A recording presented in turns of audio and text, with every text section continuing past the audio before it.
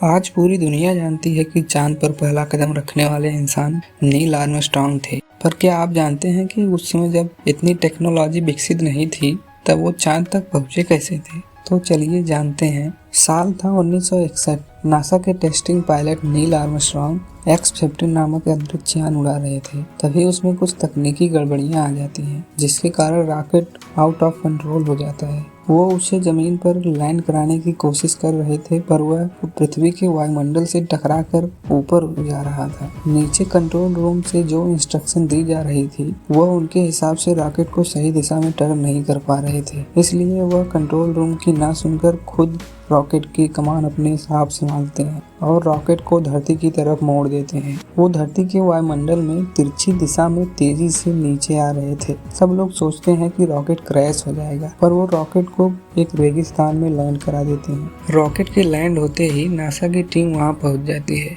सभी लोगों को लगता है कि इसमें नील आर्मस्ट्रांग की ही गलती है। उनको जो इंस्ट्रक्शन दी जा रही थी उन्होंने उसे सही से नहीं फॉलो किया। उनका ध्यान तो कहीं और भटका हुआ था, क्योंकि यह नासा का 3rd मिशन था और इससे पहले कोई चांद पर नहीं गया था। और अब नासा किसी भी कीमत पर चांद पर पहुंचना चाहती है। लेकिन चांद पर जाने से पहले वो यहाँ पर बहुत सारे टेस्ट कर रहा था कि कैसे अर्थ के ऑर्बिट से बाहर पहुंचा जाए। और नील आर्मस्ट्रांग उनके मेन पायलट थे। वह यहाँ से सीधा अपनी पत्नी के साथ हॉस्पिटल जाते हैं, जहाँ पर उनकी 3 साल की बेटी का MRI हो रहा होता है। दरअसल उसे ब्रेन ट्यूमर था और उसकी कंडीशन बहुत ही गंभीर थी, जिस बात से नील आर्मस्ट्रांग बहुत ही परेशान थे। वह किसी भी तरह से उसको ठीक करना चाहते हैं। इसलिए उनके साथ काम करने वाला एक आदमी जब उनके पास आता है और बताता है कि नासा वाले अगले मिशन की तैयारी कर रहे हैं, वो उसे साफ साफ मना कर देते हैं। वो कहते हैं कि जब उनकी बेटी ठीक हो जाएगी तब वो अगले मिशन के बारे में सोचेंगे। नील आर्मस्ट्रांग अपनी बेटी को ब्रेन ट्यूमर से बचाने की पूरी कोशिश करते हैं, लेकिन फिर भी वो उसे नहीं बचा पाते। अपनी बेटी की मौत के बाद वो पूरी तरह से टूट जाते हैं, क्योंकि वह उसे बहुत प्यार करते थे। कुछ दिन बाद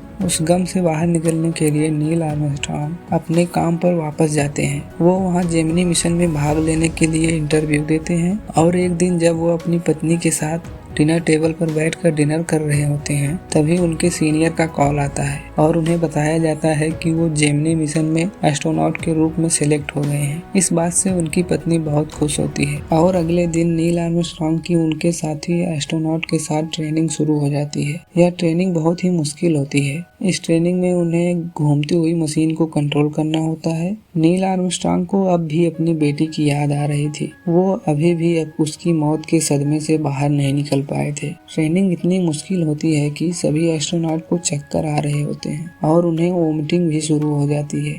धीरे धीरे समय बीतता है और उन एस्ट्रोनॉट की ट्रेनिंग इसी तरह चलती रहती है। नील आर्मस्ट्रांग जो भी अपनी ट्रेनिंग में सीखते हैं वो रात में घर आकर अपनी पत्नी को सब कुछ बताते हैं। वक्त बीतने के साथ साथ आर्मस्ट्रांग की जिंदगी में सब कुछ पहले जैसा नॉर्मल हो जाता है और एक दिन वह अपने साथियों के घर पर डिनर के लिए जाते हैं। वो लोग डिनर कर ही रहे होते हैं, तभी टीवी पर न्यूज आती है कि सोवियत यूनियन EVE में कामयाब हो गया। दरअसल आज तक कोई भी स्पेस में अपने यान से बाहर नहीं निकला है और सोवियत यूनियन के एस्ट्रोनॉट, जिनका नाम एलेक्सी लेओनोव है, वो स्पेस में अपने यान से बाहर निकलने वाले दुनिया के पहले इंसान बन चुके हैं। यानी कि सोवियत यूनियन चांद पर कदम रखने की दौड़ में नासा से आगे बढ़ चुका है। यह बात सुनकर नासा के एस्ट्रोनॉट को बहुत ही डिसअपॉइंटमेंट होती है। अगले दिन नासा द्वारा उन्हें फ्लोरिडा में बुलाया जाता है, जहाँ पर नील आर्मस्ट्रांग से एक इंजीनियर मिलता है जो उन्हें बताता है कि जेमिनी 8 में उन्हें मेन पायलट के रूप में सिलेक्ट कर लिया गया है। यह मिशन इतना खतरनाक है कि इसमें उनकी जान भी जा सकती है। लेकिन नील आर्मस्ट्रांग को इस बात से कोई फर्क नहीं पड़ता। वह घर आकर अपने बेटे को पढ़ा रहे होते हैं, तभी उनका दोस्त वहां पर आता है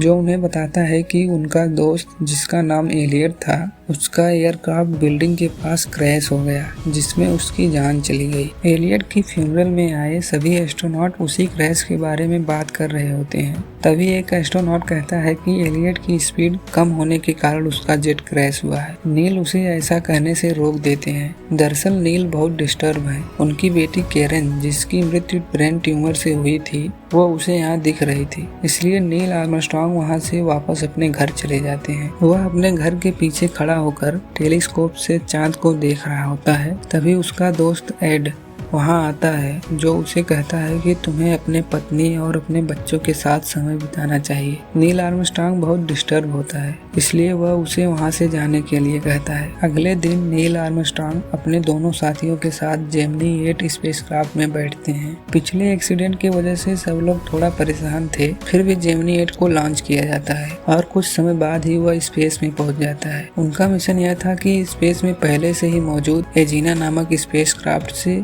अपने जेमिनी 8 को जोड़ना। आज से पहले नासा ने ऐसा कभी नहीं किया था। यह उनका पहला अटेम्प्ट है जब नासा जेमिनी को एजीना से जोड़ेगी। शुरू में उन्हें काफी समय तक एजीना कहीं नजर नहीं आता है, लेकिन कुछ समय बाद जब उन्हें एजीना दिखता है तो वो जेमिनी 8 को एजीना से जोड़ देते हैं। नासा के स्पेस स्टेशन में खुशी की लहर दौड़ जाती है और रेडियो पर नील आर्मस्ट्रांग की पत्नी और पूरा देश नासा और नील आर्मस्ट्रांग के बीच जो बातें हो रही हैं उन्हें सुन रहा है। लेकिन तभी नील आर्मस्ट्रांग की टीम का संपर्क नासा से टूट जाता है, जिसकी वजह से उनका spacecraft Gemini 8 out of control हो जाता है। इसलिए उन्हें जेमिनी को एजीना से अलग करना पड़ता है। कुछ समय बाद जब नील आर्मस्ट्रांग का संपर्क फिर से नासा से जुड़ता है तो वो नासा से बताते हैं कि हमारा स्पेसक्राफ्ट आउट ऑफ कंट्रोल हो गया है, जिसकी वजह से वह गोल गोल घूम रहा है। वो नासा से मदद मांगते हैं, पर जेमिनी 8 काफी देर तक इसी तरह गोल गोल घूमता रहता है, जिसकी वजह से उनके टीम के बाकी मेंबर बेहोश हो जाते हैं। नील आर्मस्ट्रांग पूरे सिस्टम को बंद करके फिर से चालू करते हैं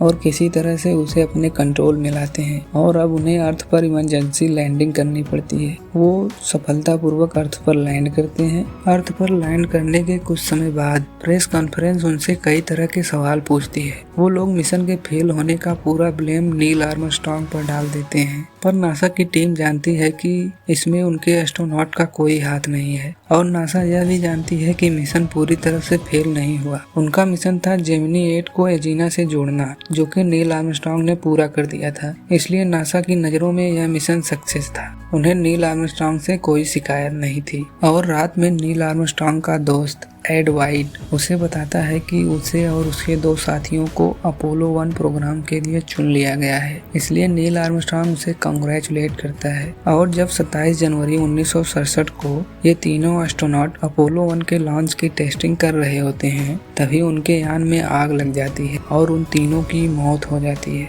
उस समय नील आर्मस्ट्रांग व्हाइट हाउस में प्रेसिडेंट से मिलने के लिए गए होते हैं। नील आर्मस्ट्रांग को फोन पर यह खबर मिलती है, जिससे वो पूरी तरह से टूट जाते हैं, क्योंकि ये तीनों एस्ट्रोनॉट उनके खास दोस्त थे। इस घटना के ठीक एक साल बाद Neil Armstrong lunar landing research vehicle पर प्रैक्टिस कर रहे होते हैं, जिससे वो चांद की सतह पर उतरेंगे। नील उस पर प्रैक्टिस कर ही रहे होते हैं कि उसमें कुछ खराबी आ जाती है और वह जमीन पर गिरने लगती है। इससे पहले कि वह मशीन जमीन पर गिरे, नील आर्मस्ट्रांग अपना पैराशूट खोलते हैं और इस तरह से उनकी जान जाते जाते बचती है। नील आर्मस्ट्रांग के सीनियर उनसे कहते हैं कि हमें चांद पर उतरने के लिए इस मशीन का उपयोग नहीं करना चाहिए, क्योंकि आज उससे उनकी जान जाते जाते बची है। लेकिन नील आर्मस्ट्रांग कहते हैं कि हमें यह करना ही पड़ेगा, क्योंकि इसके अलावा हमारे पास और कोई विकल्प नहीं है। नील आर्मस्ट्रांग अपनी जान की बाजी लगाने के लिए बिल्कुल तैयार हैं, क्योंकि इस मिशन के चलते उन्होंने अपने कई साथियों को खोया है। नील आर्मस्ट्रांग जब अपने घर आते हैं तो उनकी पत्नी उनके सिर पर लगा हुआ चोट देखती है, तो वह पूछती है कि उन्हें क्या हुआ। नील उसकी बातों का कोई जवाब नहीं देते और घर से निकल जाते हैं। और वहीं दूसरी तरफ पब्लिक नासा के खिलाफ प्रोटेस्ट करती है। उन्हें लगता है कि नासा सरकार के पैसों को बर्बाद कर रही है, क्योंकि इस मिशन में कई लोगों की जान भी जा चुकी है और कुछ लोगों का यह भी मानना है कि ऐसी जगह जाकर क्या फायदा, इस बारे में इंसान को कुछ पता ही नहीं है। फिर भी नासा के स्पेस स्टेशन में लगातार काम चल रहा होता है और बहुत जल्द ही वो लोग एक नया स्पेसक्राफ्ट बनाकर तैयार कर देते हैं। नील आर्मस्ट्रांग से मिलने उसका सीनियर आता है, जो उसे बताता है कि अपोलो 11 चांद पर लैंड कर सकता है और इस मिशन की पूरी कमांड उसे सौंप दी जाती है, जिसे वो एक्सेप्ट कर लेता है। नील आर्मस्ट्रांग जब घर आता है तो वो न्यूज में देखता है कि अपोलो 10 पूरी तरह से कामयाब हो चुका है और अब अपोलो 11 एक ऐसा मिशन बनेगा जिसमें पहली बार इंसान चांद की सतह पर उतरने की कोशिश करेगा। नील आर्मस्ट्रांग की पत्नी इस बात से पूरी तरह से परेशान हो जाती है, क्योंकि वह जानती है कि शायद अब नील आर्मस्ट्रांग कभी वापस नहीं आएगा। वह अपने पति से कहती है कि तुम्हें अपने बच्चों को सच बताना होगा, क्योंकि तुम्हारे बहुत सारे साथी जो कि एस्ट्रोनॉट थे वह अब इस दुनिया में नहीं है और उनके बच्चे अनाथ हो गए हैं। इसलिए तुम्हें अपने बच्चों को सच बताकर तभी यहाँ से जाना पड़ेगा। नील आर्मस्ट्रांग अपने बेटों को बताता है कि वह चांद पर जा रहा है। उसके बेटे उससे पूछते हैं कि वह कब वापस आएगा, तो वह बताता है कि उसे 8 दिन तक अंतरिक्ष में रहना पड़ेगा, फिर वह वापस आएगा। और वापस आने के बाद सभी एस्ट्रोनॉट को 1 महीने तक क्वारंटीन में रहना पड़ेगा, क्योंकि इंसानों को नहीं पता है कि चांद पर किस तरह के वायरस या बीमारियां हैं, और अगर कोई वायरस उनके साथ आता है तो वह उन्हीं तक रहे, आम लोगों तक ना फैले। वह उन्हें यह भी बताता है कि शायद वह अब कभी वापस नहीं लौट कर आएगा। इसके बाद नील आर्मस्ट्रांग यहाँ से फ्लोरिडा निकल जाता है, जहाँ पर वह अपने 2 एस्ट्रोनॉट साथियों के साथ स्पेसक्राफ्ट में बैठता है, जिस मिशन का नाम अपोलो 11 है। यह सफलतापूर्वक लॉन्च कर दिया जाता है और 4 दिन का सफर तय करने के बाद इनका स्पेसक्राफ्ट चांद के ऑर्बिट में पहुंच जाता है। कुछ देर में उन्हें चांद की सतह दिखने लगती है। स्पेसक्राफ्ट जब चांद के पास पहुंच जाता है तो नील आर्मस्ट्रांग और उसका एक साथी एस्ट्रोनॉट चांद पर उतरने के लिए तैयार हो जाते हैं, और जब वो चांद पर लैंड करने की कोशिश कर रहे होते हैं तभी उनका फ्यूल काफी कम हो जाता है और अलार्म बजने लगता है। लेकिन नील आर्मस्ट्रांग कंट्रोल को अपने हाथ में लेते हैं और किसी तरह से पूरा फ्यूल खत्म होने से पहले ही स्पेसक्राफ्ट को चांद की सतह पर लैंड करा देते हैं। स्पेसक्राफ्ट के लैंड होने के बाद सबसे पहले नील आर्मस्ट्रांग स्पेसक्राफ्ट से बाहर आते हैं और अपना पहला कदम चांद की सतह पर रखते हैं। इस तरह वो दुनिया के पहले इंसान बन जाते हैं जिन्होंने अपना पहला कदम चांद की सतह पर रखा। चांद पर उतरने के बाद वह चारों तरफ देखते हैं और उस ग्रह यानी पृथ्वी को भी देखते हैं जहां से वो आए हैं। उन्हें यहाँ अपनी बेटी की याद आ रही होती है। उन्हें उस पल की याद आती है जब वो पृथ्वी से अपनी बेटी को चांद को दिखाया करते थे। वो अपने बेटी के हाथ का ब्रेसलेट वहीं एक गड्ढे में गिरा देते हैं। इसके बाद उनका दूसरा साथी भी स्पेसक्राफ्ट से बाहर आता है। कुछ समय के लिए वो दोनों चांद की सतह पर घूमते हैं और फिर स्पेसक्राफ्ट में बैठकर कुछ ही दिनों में वापस पृथ्वी पर आ जाते हैं। उन्हें यहाँ कुछ दिनों के लिए क्वारंटीन में रखा जाता है और पूरी दुनिया में सिर्फ एक ही बात की चर्चा हो रही थी, और वह बात थी अपोलो 11 मिशन की।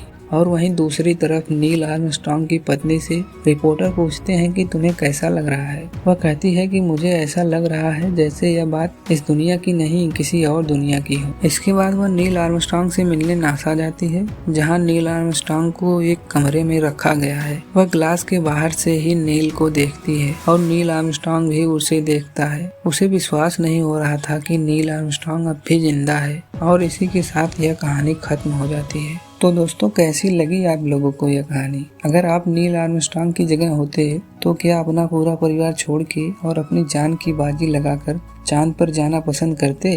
कमेंट में जरूर बताइएगा, और ऐसी कहानियों के लिए हमारे चैनल को सब्सक्राइब जरूर करिए। मिलते हैं अगली वीडियो में। जय हिंद।